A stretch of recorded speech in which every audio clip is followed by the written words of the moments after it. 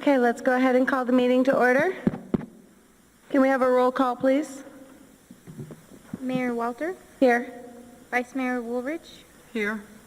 Councilmember Hawkins, Here. Councilmember Glean, Here. Councilmember Anderson, Here.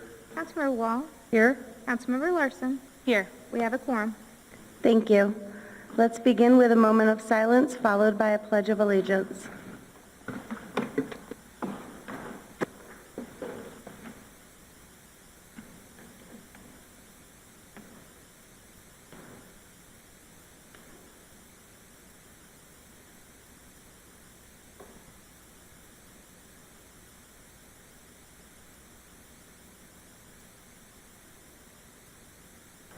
Thank you. I pledge allegiance to the flag of the United States of America and to the republic for which it stands, one nation, under God, indivisible, with liberty and justice for all.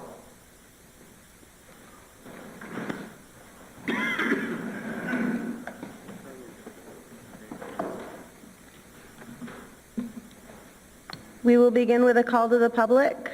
Call to the public for public comment on issues within the jurisdiction of the Town Council. Council rules limit public comment to 3 minutes.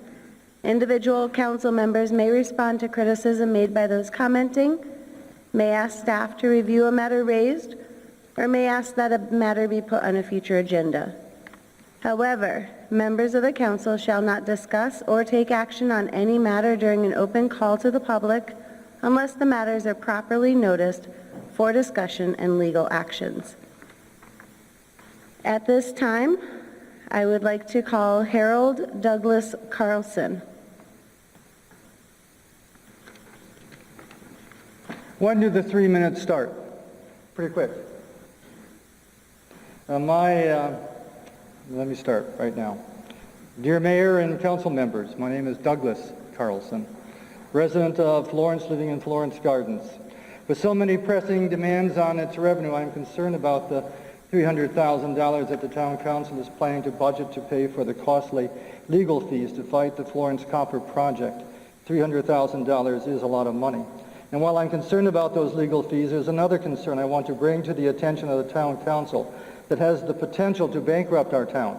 Despite what one resident stated at the last council meeting, Florence Copper never initiated a lawsuit against the town of Florence.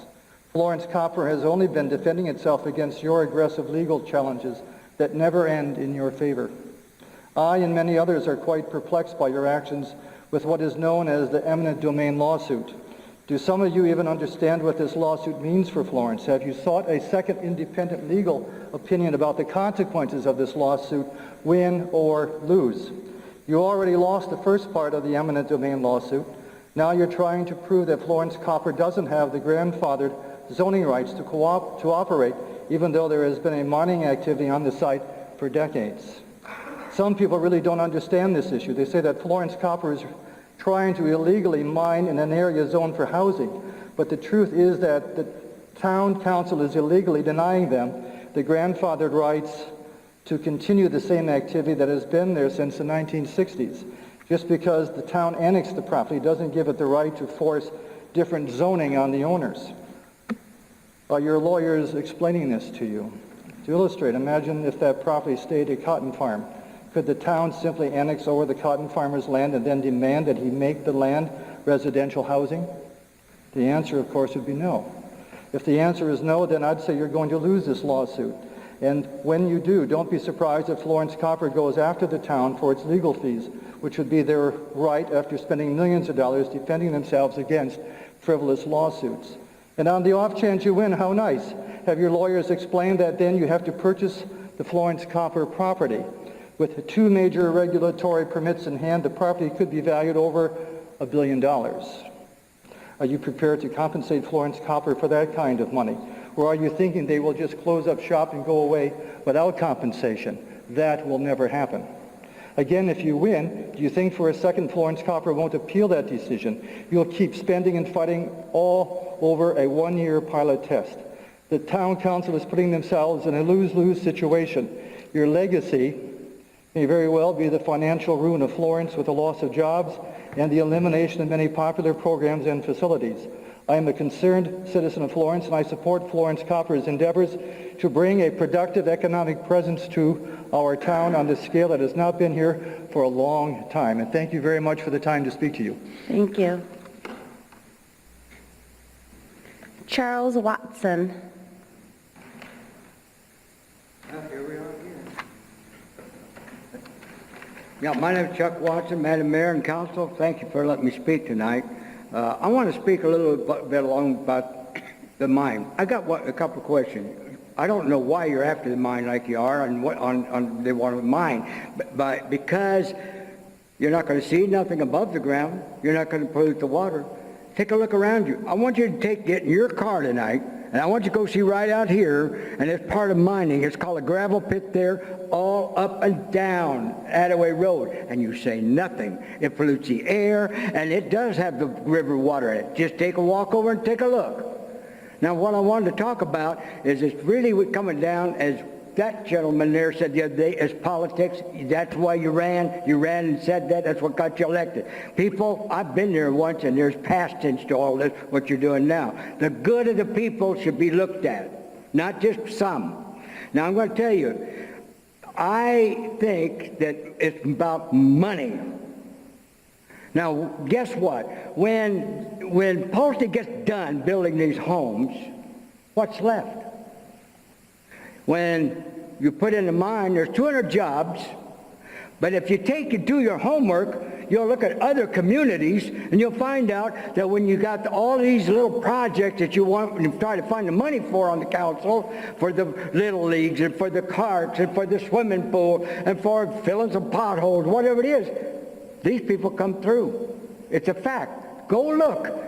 I challenge you to go to Amigo meeting where all the mines of the state meet and see if I'm wrong. You're trying to put down something that could help your community, and it's all what you're doing is money and politics, what it is. Well, I'll guarantee you, I'm going to say one more time, I've been there, and guess what? 10 years from now, they won't know the difference who was on the council, who was mayor, or who's council person. I'll guarantee you that. So I'm just telling you, try to think about the people. Forget about it. Because when the money's gone, when Pulte pulls out, I want to ask you, what's left for the people that'll take care of their parks and their tennis court? It's called association fee. The association fees will go up, just like they do in some of the others, like a Mesa. Go look at some of them, what it goes to. Where this kind of an outfit can at least help offset some of that stuff, because they're going to be in the community, and your partner in here to help you. And I challenge you to sit down with them and try to negotiate and talk about this, rather than just say, no, we don't want it. Why don't you go out and sit and try to talk right one-to-one across? That's where you negotiate things, where you can go with it. That's what I would do if I was in your shoes. And I just want you to tell you, I appreciate for you letting me talk to you. Thank you. I do have the right to respond, being he did directly criticize me. Go ahead, Councilmember Hawkins. Yeah, for your information, sir, first time I was elected, the mine wasn't here. Mine had nothing to do with my being elected. I don't know who or where you got that. Can I answer? Well, I'm not going to argue with you about it. I'm telling you, it's a fact. The mine came to me later, to every councilman. They came to staff. We had meetings with them. But You're the man I was addressing to. You said it wasn't me who was here. You said it as part of your run. You made that statement yourself. no, what I said, what I said is if people don't want the mine, if they want the mine, then when the election rolls around, run somebody that wants the mine and see if they get elected. That's what it is. We're a democracy. The majority rules, and I haven't made a dime off that mine or fighting it. I don't know where you're coming up with that, but that's my response. Mayor? Thank you very much. Restoring back to order. If you want to have a conversation after, that would be fine. Mr. Wilbur Freeman. Good evening, Mayor and council members. My name is Wilbur Freeman. I live at 171 North Pinell Street here in Florence. I'm a former mayor and council member of 16 years also. I'll get right to it. The town to date has spent $1.2 million in legal fees, mostly to attorneys opposing Florence Copper. You have an additional $300,000 budgeted to continue that fight.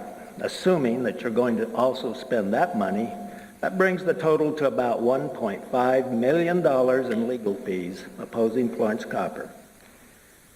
Now, if that isn't wasteful spending, then I don't know what you call it.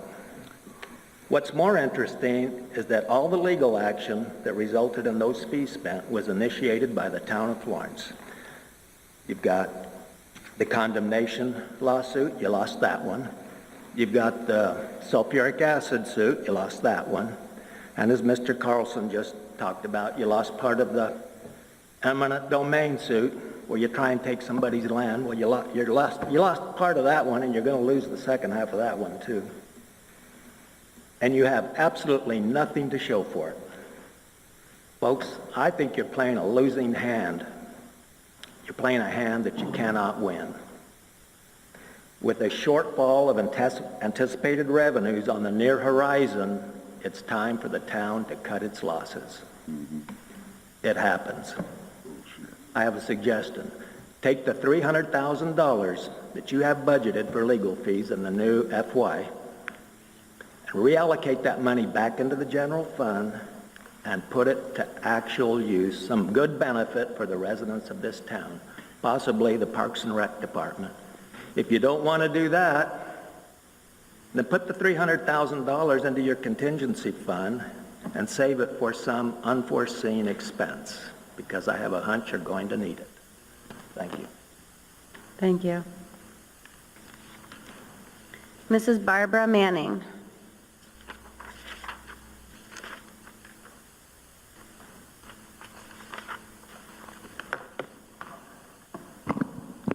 Good evening, Mayor Walter and Town Council members. My name is Barbara Manning, and I reside at 3939 North Monument Drive in Florence. Since Florence Copper has become an issue, there have been several elections. Those candidates that have been victorious have all been people who have promised to protect our aquifer.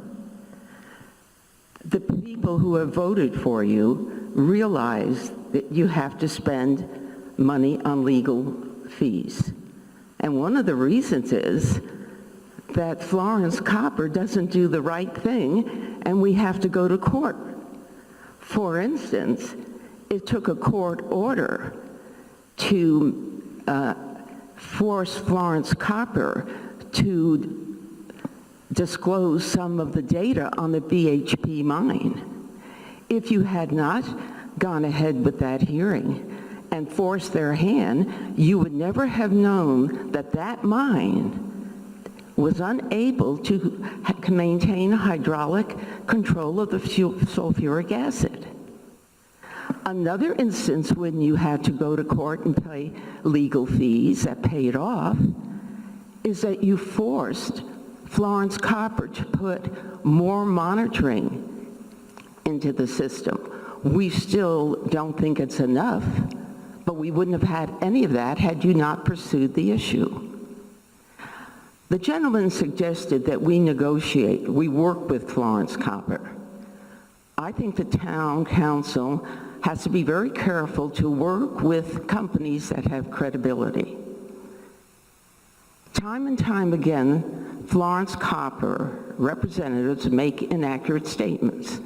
And the most recent one was made by the Florence Copper manager of communications and public affairs in a written article for Concrete News. And that was regarding the BHP copper mine. And I'm going to quote her.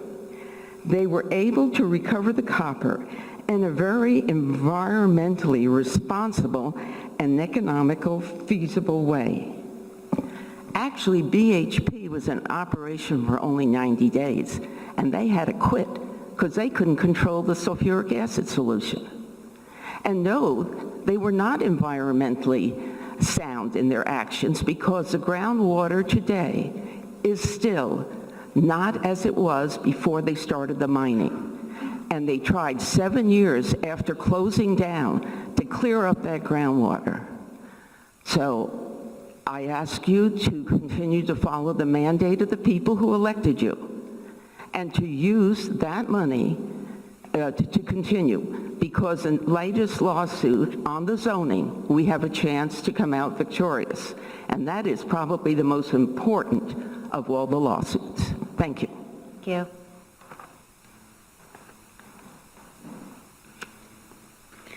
Okay, with that, we have no additional public comment forms at this time, so we are closing call to the public. Item number 6 is our presentation.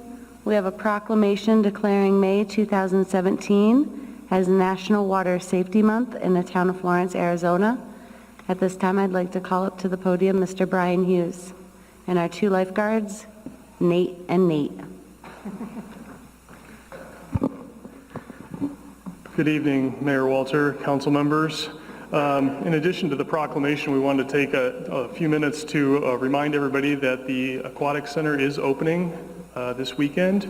We're starting off with our Water Safety Day on Saturday from 12 to 5, and that's kind of the kickoff for the summer season. So we'll be open every weekend now until the end of May, and then once school is out and all the lifeguards are available, we'll be going 6 days a week from 12 to 5 with our open swim. And then we've got a number of different lessons. If anybody wants information, there's flyers at both the fitness center and the library and community center. And then our summer brochure is available on the town's website, and that lists numerous swim lessons. We've got level 1 through 5 for our regular kids, parent-child, and then preschool, as well as our swim team and lots of other great things going on this summer. I did want to introduce Nathan Lamas and Nathan Molinas. There are 2 of our head guards. Mr. Lamas is going to be taking the lead on our swim lessons.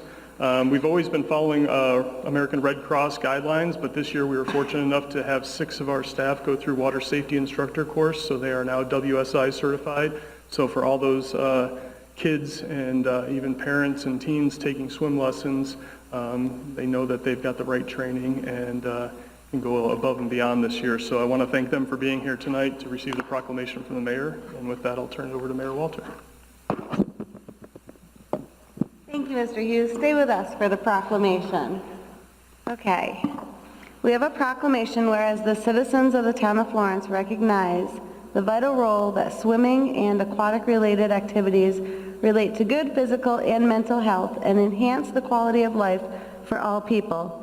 And whereas the citizens of the town of Florence understand the essential role that education regarding the topic of water safety plays in preventing drowning and recreational water-related injuries. And whereas the town of Florence is aware of the contributions made by the recreational water industry as represented by the Association of Pool and Spa Professionals, the National Recreation and Park Association, and the World Water Park Association in developing the safe swimming facilities, aquatic programs, home pools and spas, and related activities providing healthy places to recreate, learn and grow, build self-esteem, confidence, and a sense of self-worth, which contributes to the quality of life in our community. And whereas the citizens of the town of Florence recognize the ongoing efforts and commitments to educate the public on pool and spa safety issues and initiatives by pool, spa, water park, recreation, and parks industries, and whereas the citizens of the town of Florence understand the vital importance of communicating water safety rules and programs to families and individuals of all ages, whether owners of private pools, users of public swimming facilities, or visitors to water park. Now therefore be it resolved that I, Tara Walter, Mayor of the Town of Florence, do hereby proclaim the month of May 2017 as National Water Safety Month. Very much appreciate all that you guys do within the community and at the water park. And congratulations as well. I saw you in the newspaper. Thank you. So this young man is going on and wrestling at Yes, ma'am. Buena Vista University. like Iowa. Goodness, amazing. Well, go, make us proud, and come back. Of course. And you, sir? Nathan? He's a second-year guard. Nathan's 4 years. So that's 4 years.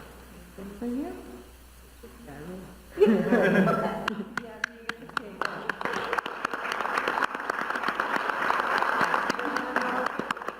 Sure, yeah. Okay.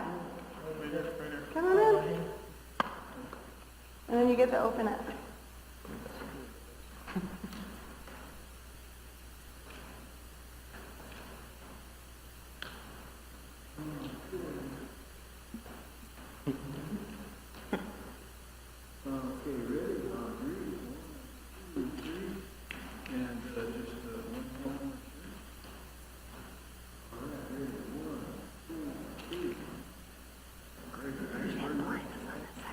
Thank you. Thank you. Council members, thank you. Thank you. Thank you.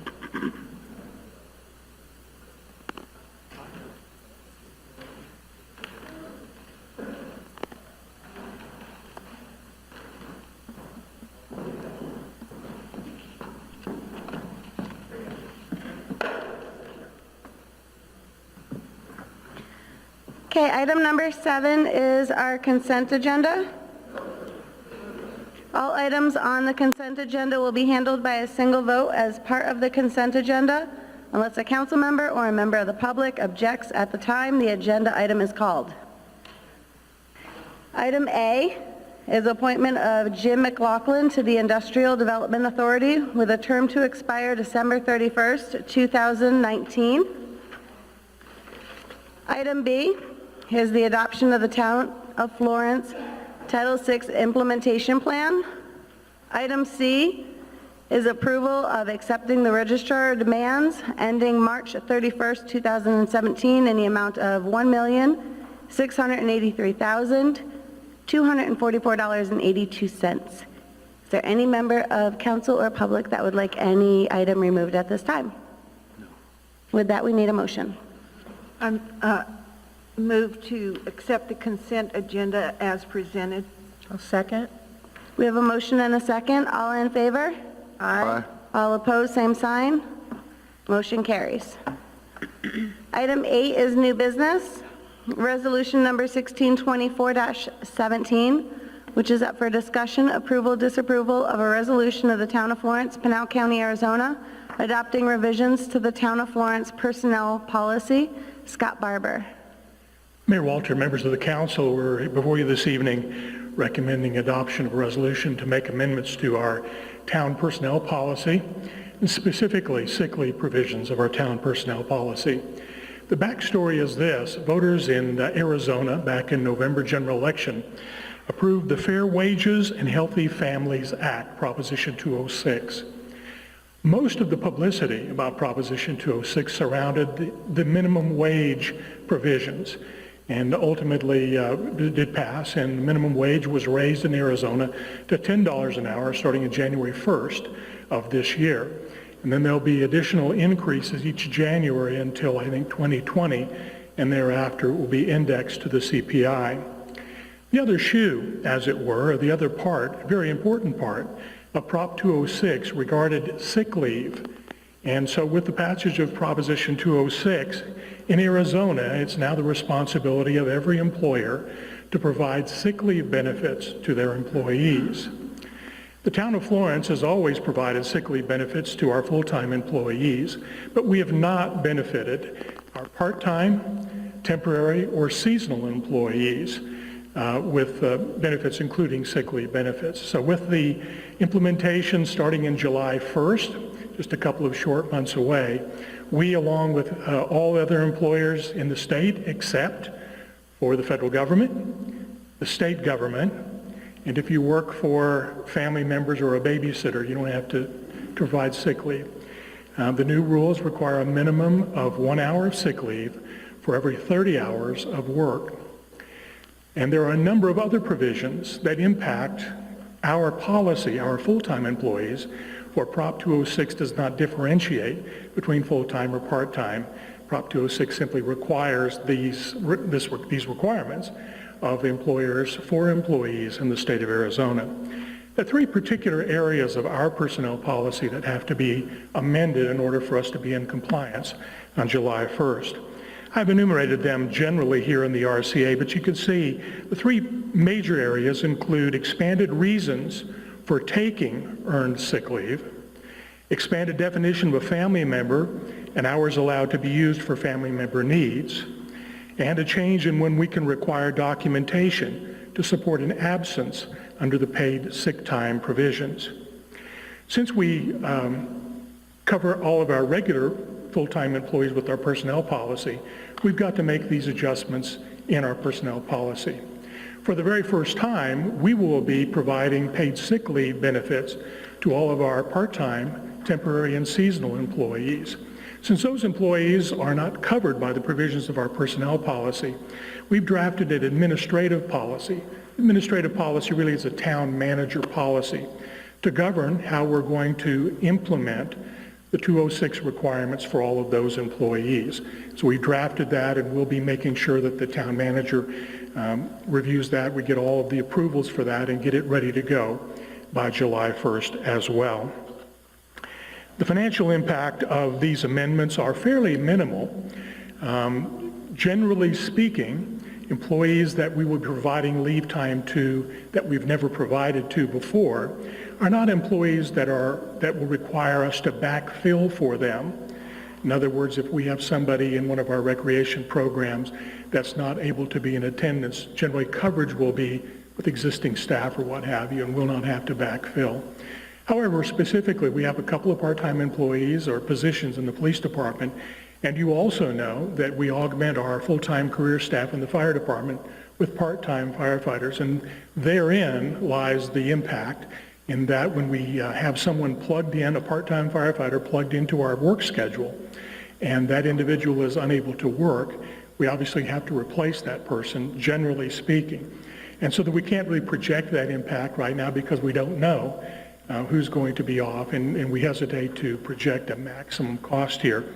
But at least that's where the fiscal impact is going to be.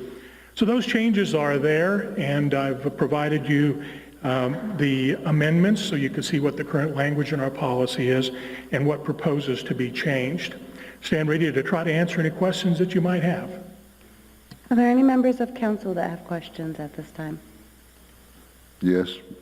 Go ahead, Councilmember Hopkins. Yeah, the sick leave for part-time employees, that was required by the legislation? The voters approved the proposition which required sick leave for all employees in Arizona except those I mentioned. Okay, part-time ones also. Okay. No, I'm just wanting to clarify that so we're not going above and beyond. That's right. I do have one suggestion that I would like to see implemented in this, or a clarification. On item number 4, where it says, it specifies for care of a family member as defined in ASRS or AARS 2337H, with a mental or physical illness, injury, or health condition, or who needs medical diagnosis, care, or treatment of a mental or physical illness, injury, or health condition, or preventative medical care, or for the circumstances enumerated in ARS 2373 A3 and 4, subject to A. Previously, it said a 3-day limitation, and I see here now that we're putting in a 40-hour per occurrence. You do have the fire department, whereas they run 48-hour shifts. So how would that impact, say, a single mother or a father who needs to take off 48 hours because it's a 2-day, shift to take care of a sick child when we're limiting it by 40 hours rather than changing it to 48 hours? Our personnel policy has always referenced 3 days. I track policy back to at least 2002. And so since at least 2002, we've allowed employees to use up to 3 days personal sick for family sick per occurrence. We did not define days, and so it was left for interpretation. This new state law under Prop 206 requires that we allow up to, a minimum, I guess, of 40 hours to be utilized for that purpose. And so we have to make a change there in order to come into compliance, generally speaking from days to hours. We have a choice to make, and we could continue to specify days instead of hours. We took kind of a middle course there. We could have also carved out something for those employees who do not work 8-hour shifts, if they're working 10s or 12s or 4896, such as in the fire department. And we chose to take this particular course of action as a kind of a middle ground. But you point out a particular issue that may arise in this circumstance. Anecdotally, I can tell you that in looking at our payroll files, trying to get a handle on how many times an employee over the course of a reasonable period of time has taken more than an occasional here or there, and not all that frequently. But what you pointed out is true, is correct. So at this point, I would like to propose either changing it to 48 hours or putting it back to the 3-day. We can't put it back to 3 days. Okay, then I would like to see it changed to 48 hours, just because that's the longest amount of time any of our employees have a shift. That's not the staff recommendation, but certainly we understand that. Well, I think 40 hours, if you're there for 2 days straight, I think 40 hours pay if you're sick or not working, I think that's a pretty good return. I mean, that's. But Councilmember Hawkins, the issue arises whereas your firefighters are not paid on a traditional 40-hour-a-week. Well, no, our regular employees are paid on 40 hours a week in 5 days. Right, but we need... Firemen only come in for 48 hours, and they get paid for the whole 48 hours. You know, it's kind of apples and oranges, I think. I mean... Help me understand what you're saying. I'm not following. I'm saying, I think if they come in on a 48-hour work shift, 2 days straight, 2 24-hour shifts, I think 40 hours pay for missing that much. I mean, and how are we going to know, Mayor and on members these of council. part-time employees, how do we schedule them? I mean, how are we going to know if they call in? I mean, are they on a regular schedule, or do we just call them on a list and say, are you going to be able to come in? And if they say, no, I'm sick, well, we're going to go ahead and pay them? Mayor and members of council, I'd like just to throw out something for Maybe we need to Mr. Barber. One of the things is, if the policy states that the minimum that we'll pay is 40 hours, they're still eligible to be paid for that 48.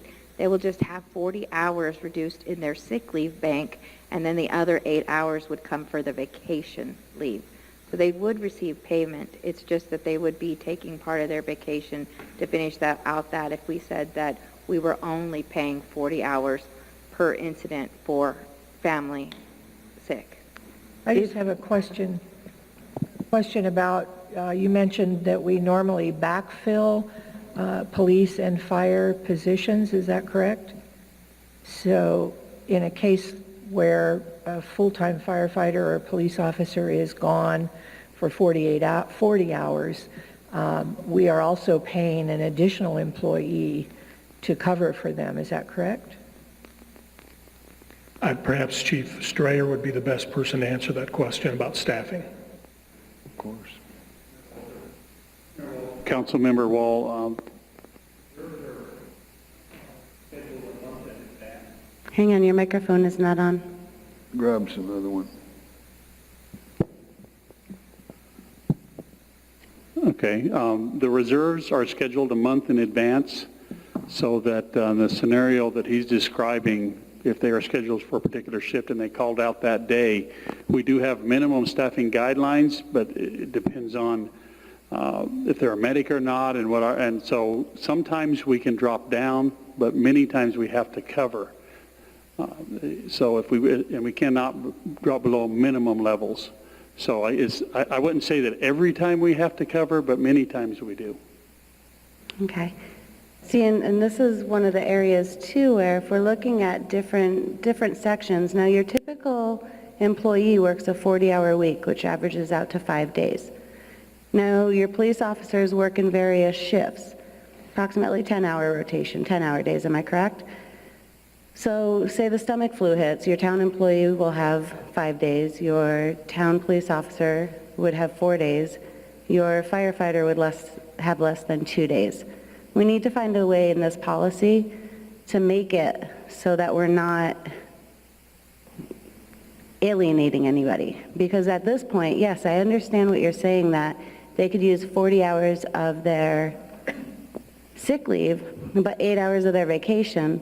But I disagree, and I think that as a council, we need to make sure that all departments are looked at equally and either have different portions within this policy that address those issues or make it all encompassing so nobody's left out. If we were going to do a change, we could do a change to state that we are going to have 2 days or 40 hours, whichever is greater. I would agree with that. I like that recommendation. I believe that would be equal. I didn't hear it. Could you speak? Could you please restate that? I said if council is requesting staff to make that change, staff came to the council floor and recommended the 40 hours.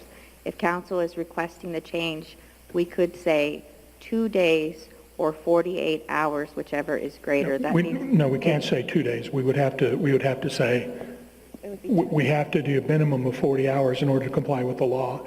So the easiest change, I think Mayor Walters already indicated, perhaps the easiest change would be to amend it to 48 across the board. Okay, I appreciate that. Council, do you have any other? I agree with that. I've always felt that it was unfair for them to have to use their vacation time to supplement a sick day. I do agree with that. I agree with that. I would agree with that policy as well. Okay. Are there any other questions regarding this item before we ask for a motion with the recommended change? Okay, then at this time, I need a motion. I'd like to make a motion to adopt resolution number 1624-17 with the modification as discussed, a resolution of the Town of Florence, Pinal County, Arizona, adopting amendments to the Town of Florence personnel policy. Will you please state your... I'll second it. Hang on one moment. Will you please state the recommendation? The recommendation is to utilize in item number 3, was it, or 4? 4. Section 8. Subject to a limitation of 48 hours per occurrence. Thank you. And we need a second? Okay. All in favor? Aye. Aye. All opposed, same sign. Motion carries. Thank you. Item 8B is resolution number 1625-17. This is a discussion, approval, disapproval of a resolution of the Town of Florence, Pinal County, Arizona, authorizing the town clerk to make recommendations to the Arizona Department of Liquor Licensing and Control regarding special event liquor license applications. Mrs. Lisa Garcia. Madam Mayor, members of council, you'll see the industry notice that's attached to the back of the recommended resolution. This is where the state has gone out and said they'd like to streamline the process and make sure that municipalities can go ahead and adopt policies in order to have staff members be able to make that recommendation rather than have a person who's wanting to do a special event wait 3 weeks for a council meeting. So what we have done by presenting this resolution is adopt policies. The application will be reviewed by staff. If staff does not feel that it's appropriate for our community, it will come before council. And then council will get a second chance to look at it before it's denied. If there are typical applications that are presented, they'll come in, staff will sign off on them, and they will be streamlined to the state. That's what this resolution does. If you have any questions? Are there any members of council that have questions? Yes, I have some. Yes, sir. Councilmember Anderson. I certainly appreciate what we're trying to do here. These are primarily technical questions. In the next to the last paragraph, in the the process, we talk about in the event a new organization or a new location or an event using outside tents, canopies, or other temporary equipment will be necessary to forward to the Development Services Coordinator and to fire. Who is the Development Services Coordinator? That would be, we have a team that is made up from the Parks and Rec, and they are the ones that actually go through the process. They come over to our staff. The staff has a meeting. Fire, community development, police, everyone engages, including my department, and we go in and make sure that that application meets the needs, as well as those events for those tents and canopies are taken care of, and that they are inspected on the day of the event. Okay, If there is a food license during the event, we also make sure there's a food license. Okay. I hadn't heard of this Development Service And Coordinator. there is not a development services coordinator. That's just what I called it when it's Okay. put together and melded. Okay, well, then my second question, we do talk about providing a written notice of an application 5 days if it's declined, but there's nothing in here about how fast we're going to approve these. Well, there's not this. If you go to the Arizona state statutes, they require 45 days for they to be presented 45 days prior to their event, 30 to 45 days. We would get it on the 45th day. We would present it by the 30th day to the state. So it gives us a 15-day process. It doesn't take that long. Typically, we can. So that doesn't seem to be an expedited. Yeah, it doesn't take that long. Well, typically, you go through the process, then you bring it to council, and then after your council meeting, then you sign off on it and you send it away. So what's going to happen is we're just going to have a meeting. It's going to go through the process. We're going to sign it.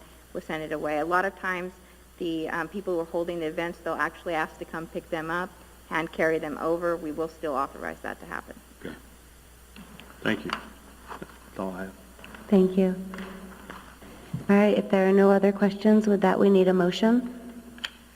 Make a motion to adopt resolution number 1625-17, a resolution of the town of Florence, Pinal County, Arizona, authorizing the town clerk to make recommendations to the Arizona Department of Liquor Licensing and Control regarding special event liquor license applications. A second? Okay, we have a motion in multiple seconds. All in favor? Aye. Aye. All opposed, same sign. Motion carries. Item C is the resolution number 1626-17. Discussion, approval, disapproval, a resolution of the town of Florence, Pinal County, Arizona, establishing regular meeting locations, dates, and times for town of Florence, town council, and town boards and commissions. Ms. Lisa Garcia. Mayor and members of council, the town, we post our regular scheduled meetings out front so that the public can come by and at any time look and see what's happening in the town of Florence. So when we adopt this, we will post it in the posting board outside so the public can see that. What we're changing on this is in red if they gave you a colored copy. And what you'll see is the Arts and Culture Commission is requesting to go from 6 o'clock to 3 o'clock. The Library and Parks and Rec Advisory Boards are requesting to go to quarterly. We've added the Board of Appeals, which will be as needed.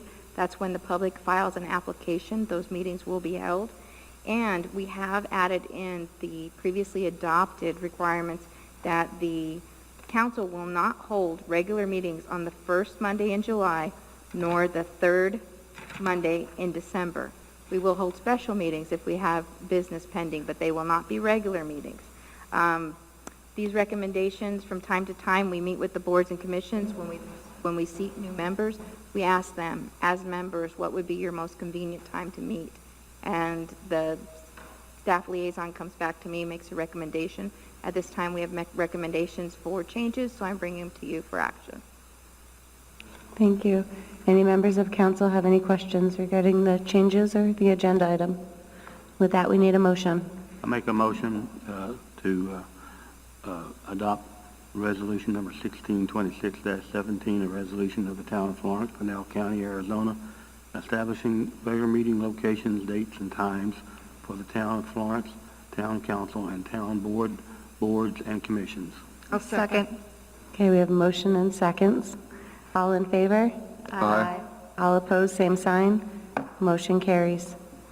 Item D, discussion, approval, disapproval to enter into an intergovernmental agreement with the City of Eloy for magistrate services through June 30th, 2018, in an amount not to exceed $44,000. Ms. Lisa Garcia. Mayor and members councils, we have been in discussions with the city of Eloy. They are requesting $2,000 additional dollars to help compensate for the increases that the judge did receive with the city of Eloy. This contract will be beginning in July and go for 2 fiscal years. I would like you to point out the chart that's on the back that shows the number of savings that the town of Florence has had since we've gone to a shared expenses. You'll see in 2014-15, the town of Florence was spending $269,000. In 2015, we went to 183, actually 100, rounded up, 184,000. And in 2016-17, we had changed that budget to 177,000. We'll call it 178,000. It's really due to the way that the judge follows through with doing his practices, with going over, visiting. We Skype in and do releases every morning. We make sure that people are not sitting in jail at the town's expense. We release, and he's got lots of creative ideas. The staff has been very happy with the services that we are provided, and we are recommending that we keep this relationship with the city of Eloy. And we would recommend that you adopt the contract. From what I understand, it's been a great intergovernmental agreement between our two agencies. The increase is only $2,000 additionally, and what we're saving in the long run, even seeing our cost continuing to decline. Is there any members of council that has anything that they'd like to say? Okay, with that, we need a motion. Make a motion to enter into an intergovernmental agreement with City of Eloy for magistrate services through June 30th, 2018, in an amount not to exceed $44,000. I'll second. We have a motion and a second. All in favor? Aye. Aye. All opposed, same sign. Motion carries. Item E is review of the updated request for council action form. Ms. Lisa Garcia. Mayor and members of council, after we started talking about our strategic plan, part of that meeting is that we would like to change our request for council action forms. We listened to you. We hope we provided you what you were looking for.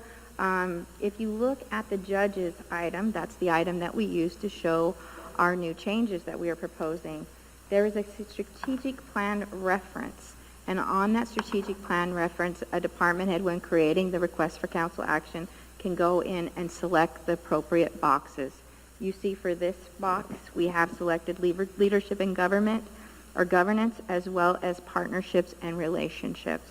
If it is a statutory requirement and it does not meet the needs of the strategic plan, we can mark that. And if it is a proposal that is not mentioned inside of the strategic plan but is still required, it will say none when it comes before you, and you can ask,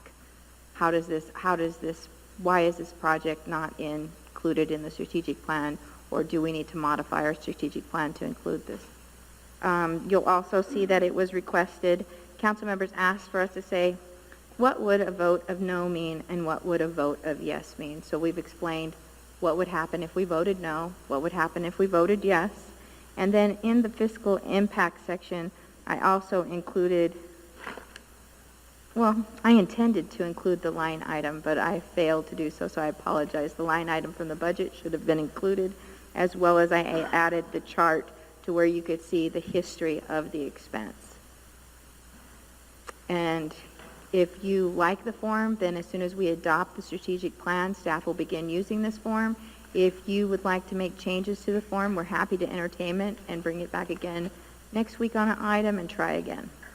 I don't have a copy of that form. I was just actually about to say, it's not, if we could table this item till next meeting, because it's not online, and Not online? it is not online, and I only have the online packet, but it is on the paper packet.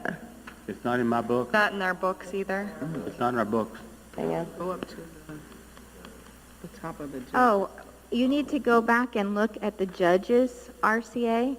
Rather than doing 2 agenda items, I just wanted to show you. Okay, I saw that How it on would be there, to yes. use. So I can And I see. apologize for not And clarifying. I knew exactly what you were talking about. I just didn't know for reference for the people, Yeah. for them it's- to know. The last item in the book under new business, that RCA has all of the items included. I'm happy to table it to give you more opportunities to look at it, think about what you want, and see if it meets your needs. Personally, everything that we have talked about I'm seeing it identified on here, so I do appreciate that, but I'd like to hear from council. Yeah, I did like the recommendation for the yes and the no and telling us exactly what the impacts would be financially and as well as decision. Makes it a lot easier. I appreciate that. Any other council members? So at this time, would you like to proceed with a motion or a table? Either is fine. This item does not require action. Not a vote? Just looking for feedback. If everyone agrees, we'll begin using this when the strategic plan is adopted. So thank you for your time, council. Thank you. And you're right, it didn't say discussion, approval, or disapproval. I went back to the judges form. Thank you. Can I just ask one real quick question? When we voted on the intergovernmental agreement, it reads that the services would be through June 30th, 2018, but I believe that agreement is designated to go through June of 2019.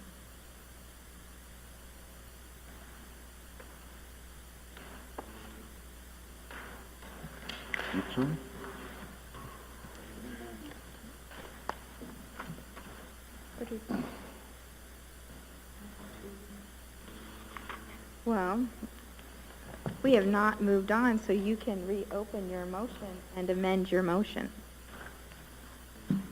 Okay, at this time, we need a motion to reopen that motion, and thank you, Councilmember Wall, for that observation.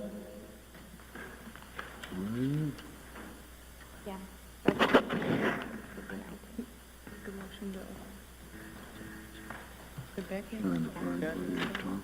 Entertain a motion to correct the terms of the expired agreement to be June 30th, 2019.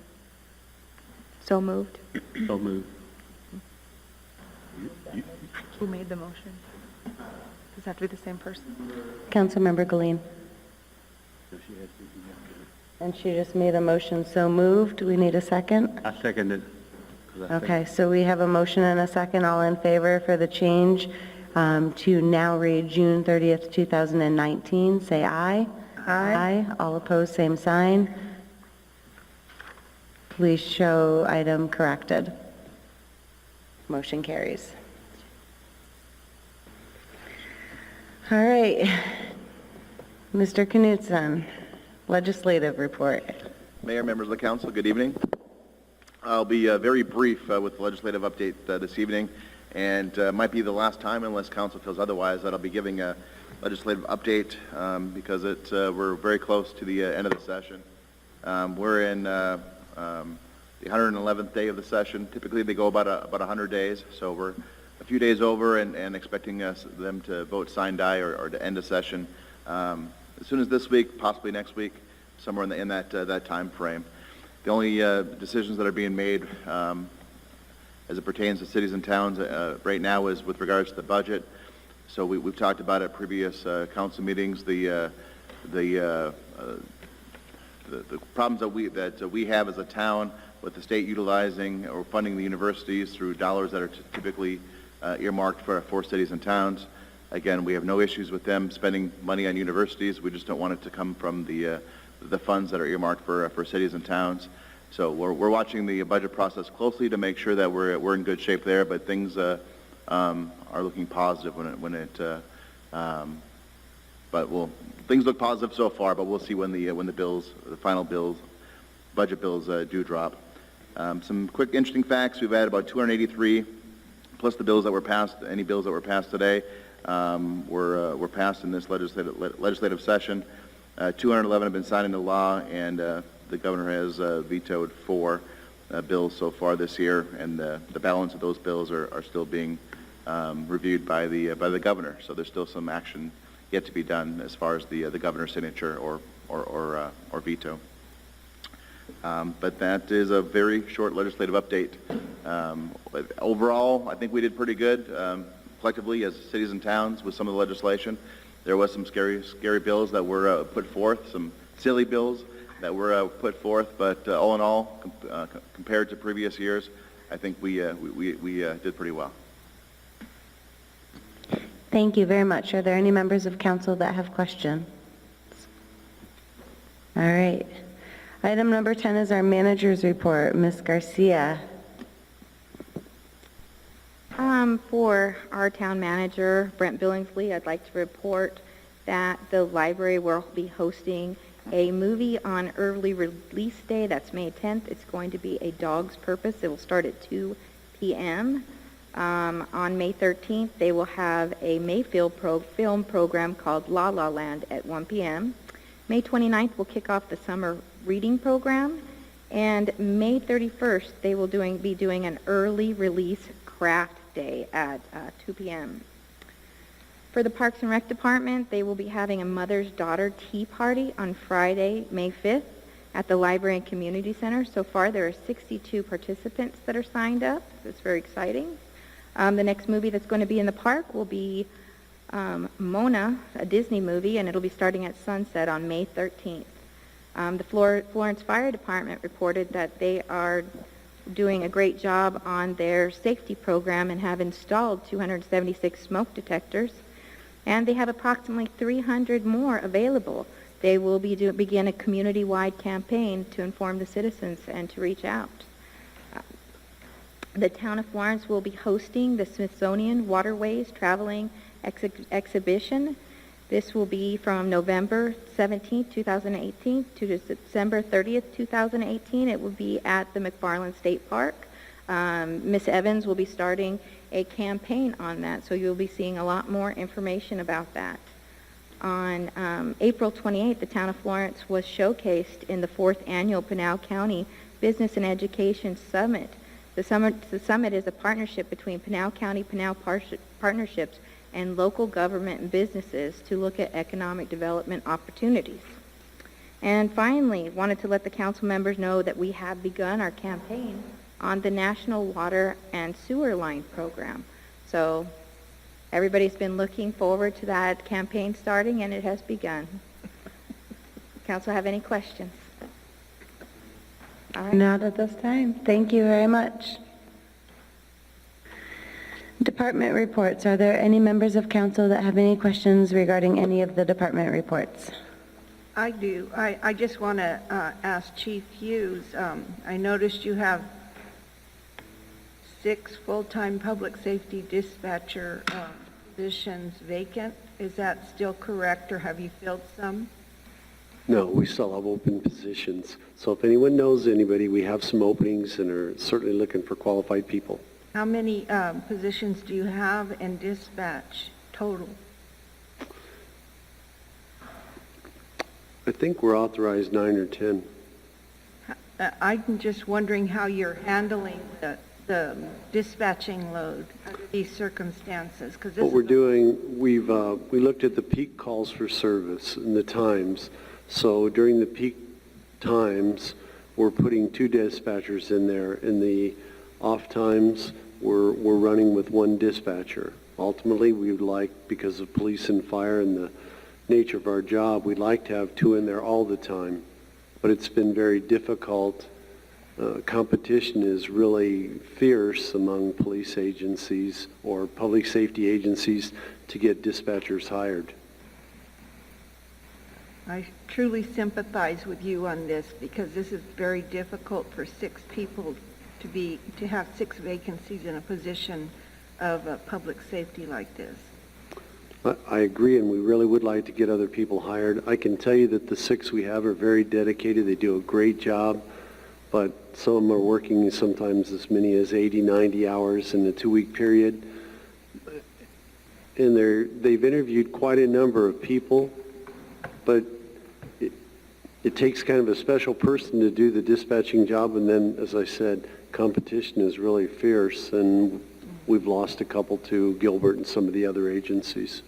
for those that are working in your department right now, I would like for you to convey on my behalf that I really appreciate everything that they're doing to try to compensate for this right now.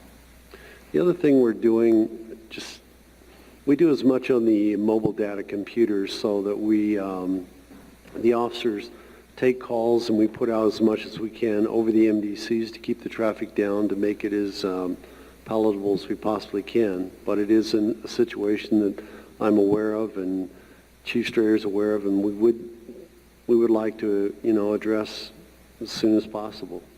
Thank you. I'm glad that you brought that up. Chief Hughes and I were just talking about that prior to the meeting. So, can you restate what are the requirements for a dispatcher? So those that might be reading, or if Mark wants to include it into the newspaper for those that are looking for employment in our area for a dispatcher. What we're really looking for is someone that can type about 45 words a minute and they can multitask. They're going to talk on the phone and also take down information and type. So that's really what we're looking for, is someone who has those skills, because they're going to have to multitask, because you're going to take information in, and it really is a rewarding job. And then, as I said, I can't say enough about the dispatchers that we have. They do a great job. And do we offer any training in regards to?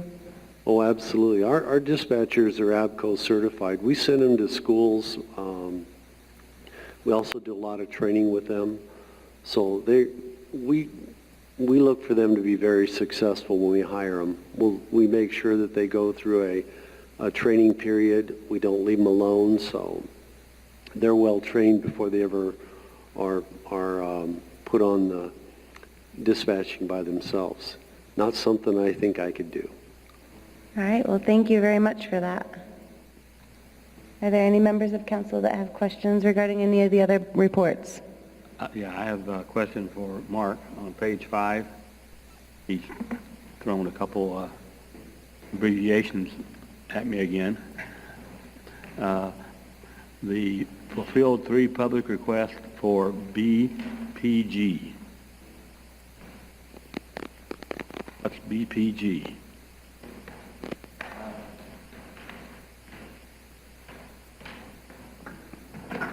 Member Anderson, Mayor and Council, I'm trying to think of what BPG is myself. That's from the GIS. That's from the GIS coordinator.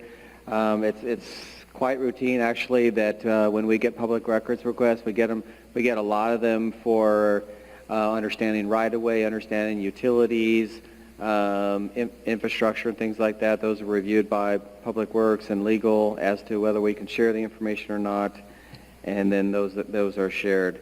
So that, I believe, it is in reference to gas company, I believe. Okay. A couple more lines down. It says create a right-of-way exhibit for usage and enforcement for ROW parking. Right away. Parking within the right-of-way. Councilmember Anderson, Mayor, Council. Yes, there has been a more concerted effort to address some parking in the right-of-way, and we'll work on some of those abbreviations and acronyms. I apologize for that. Use the real words. Thank you. All right, at this time, we will have our final call to the public. Are there any members of the audience at this time that would like to have any closing remarks for call to the public? I do not see any at this time, so closing call to the public. Call to the council for current events only. Councilmember Larson? I have nothing today. Councilmember Wall? Nothing tonight. Councilmember Anderson? Yes. I could have brought this up under the fire department review, but this is something that I think we've talked about before. We show our fire department does, a lot of EMS, 183 out of the 284 action that they did this month was EMS. And we talked about them driving the fire trucks for EMS. I'd like to get it on a future agenda that we look at getting them vehicles other than those big fire trucks to do EMS responses. You know, we have an ambulance that we don't use. Maybe we can sell it and buy a couple pickup trucks that we can do these EMS responses with. Can I get support from other council? So, all right, I didn't want to talk back and forth. I was trying to, let's have a meeting with you, myself, and Lisa, just so we can discuss just a few things before we... I just want to get it on the future agenda, and I want to bring it up now to do it. Okay. Okay, that's fine. All right. Councilmember Galeen. I don't have anything. Councilmember Hawkins. No, I have nothing. Councilmember Woolridge, or Vice Mayor Woolridge. That's okay, I'll answer to anything. Call me Valerie. I don't have anything tonight. I just want to say thank you to Councilmember Galeen and Councilmember Wall. As we have a new financial director and a position was not filled for quite a time, we brought together a budget committee just to bring everybody together, review some documents in addition to the work sessions that council has been having. And I just want to express my gratitude for your continued service. Other than that, I do not have anything else this evening, so may I have a motion, please? Make a motion to adjourn. I'll second. All in favor? Aye. Aye. All opposed, same sign. Meeting adjourned.